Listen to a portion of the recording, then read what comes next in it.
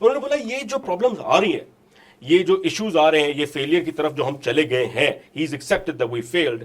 He is also seeing کہ یہ wait crisis جو آپ کا آ رہا ہے نا, جو ہمیں 1 ملین ٹن امپورٹ جو کرنا پڑ رہا ہے, یہ اسی فیلئر کا ایک حصہ ہے.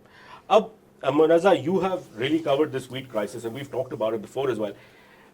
پرابلم اب کیا ہے کہ ہمارے پاس ویٹ کی قلت زیادہ ہے, سٹوریج میں پڑا ہوا ہے ویٹ, یا پھر واقعی میں قلت ہے اور ہمیں منگوانا پڑ رہا ہے 1 ملین ٹن؟ اچھا, اس میں پہلی جو سمجھنے کی بات وہ یہ ہے کہ پاکستان کو جتنی گندم کی ضرورت ہے ہم اتنا اگاتے ہیں, تو ہم لوگ بیسکلی صحیح ہیں.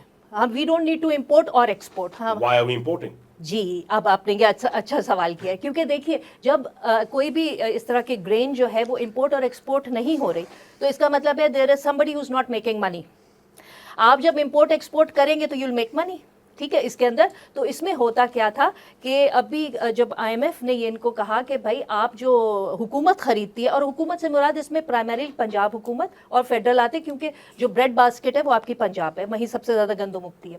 تو انہوں نے جب آئی ایم ایف نے بولا کہ بھائی آپ اس میں انٹرونشن بند کریں, مارکیٹ کو لینے دیں, وہ خود خریدے خود کریں, ٹھیک ہے. تو پنجاب حکومت نے کیا کیا, انہوں نے کہا اچھا جی ٹھیک ہے, اب ہم تو نہیں لے سکتے. تو انہوں نے کوئی 35 کے قریب اینٹیٹیز کہا کہ ہم نے یہ 35 اینٹیٹیز پرائیویٹ اینٹیٹیز, اور یہ خریدیں گی ہمارے بیہاف پہ, یہ خریدیں گی تاکہ, اور اس کے بعد پھر وہ فلور ملز کو دیں گی اور ساری کہانی ہوگی.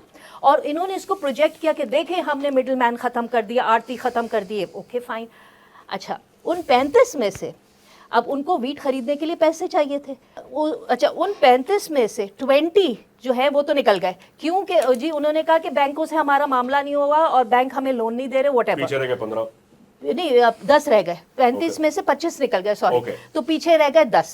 یعنی اچھا آپ بتائیں, پنجاب کے اپنا بینک ہے, سارے معاملات حکومت ہے, حکومت ان 35 کو نہیں دے سکی پیسے کی, اور اسٹوریج فیسلٹی سب دے رہی تھی.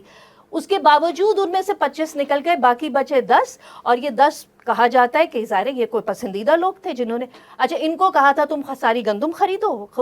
انہوں نے 30 ملین میں سے 5 ملین گندم بھی نہیں خریدی, ٹھیک ہے. ساری گڑبڑ وہاں سے شروع ہوئی.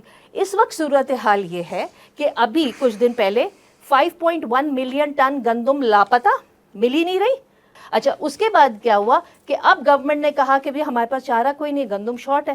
میں آپ کو ایک چیز بتاؤں, گلوبل ایگریکلچرل انٹرنیشنل رپورٹ ہے جو ابھی 1 جولائی کو آئی ہے, اس نے یہ لکھا ہے, یہ کلیئرلی میں یہ پڑھ کے, during the past few years, پچھلے کچھ سال میں پاکستان کی ویٹ پروکیورمنٹ پالیسی وہ جو ہے وہ ایریٹک اور انکنسسٹنٹ رہی ہے. آئی ایم ایف نے یہ کہا تھا, یہ نہیں کہا آئی ایم ایف نے کہ آپ ایک دم ہی اس کو پالیسی اپنی چینج کر دیں. آئی ایم ایف کے یہ ورڈز تھے کہ آپ گریجولی اس پالیسی کی طرف جائیں جہاں سے گورنمنٹ نکل جائے, پیسہ واپس کریں, جہاں سے گورنمنٹ جو ہے وہ پروکیورمنٹ سے باہر نکل آئے, ٹھیک ہے. انہوں نے اوور نائٹ انہوں نے کہا اچھا ہم نہیں لیں گے تو ہم اس طرہ کریں گے.